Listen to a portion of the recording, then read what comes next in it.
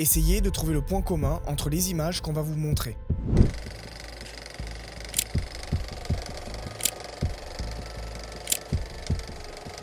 Alors, vous avez trouvé ? Chaque image que vous venez de voir, c'est quelque chose qui a le potentiel de vous faire sécréter l'hormone du plaisir, aussi appelée dopamine.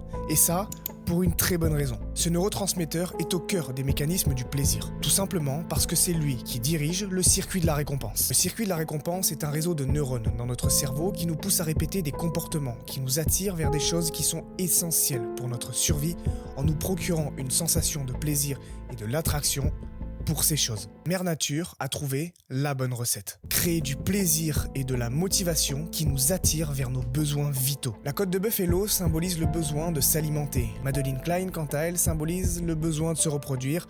Et le groupe de personnes symbolise l'appartenance à un groupe qui est essentiel pour la survie d'un individu.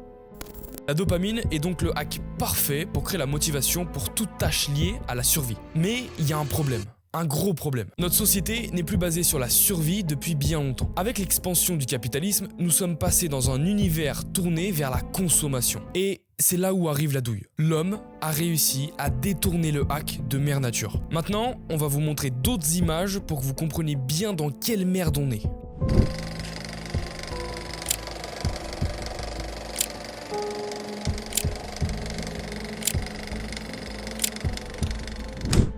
Les trucs que vous venez de voir, c'est des choses que vous connaissez beaucoup trop bien. Tout simplement parce que derrière tous ces produits et logos, il y a des ingénieurs qui ont réussi à dompter les codes de la dopamine. Couleurs vives, goût minutieusement travaillé, femme parfaite sur les pubs, accessibilité excessive à du faux sexe, plateforme de streaming. Voilà comment vous rendre dépendant. Vous payez pas pour les produits ou services, mais pour recevoir votre dose quotidienne de dopamine.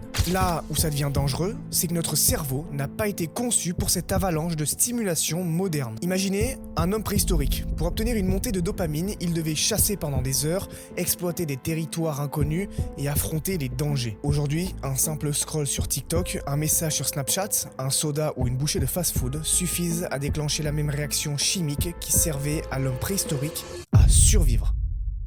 Dans notre société moderne, cette réaction chimique n'est plus déclenchée par besoin, mais juste par plaisir instantané. Là, on tombe tous dans un piège, parce que plus c'est facile, plus notre cerveau s'y habitue. La dopamine devient une drogue, un shoot quotidien qui nous pousse à chercher encore plus de stimulation, encore plus de plaisir immédiat. Le problème, c'est que plus on en consomme, plus on devient dépendant à ces shoots. Ce qui nous excitait hier ne suffit plus aujourd'hui, alors on en veut toujours plus vite. On ne profite plus du moment présent, on le consomme pour avoir notre dose.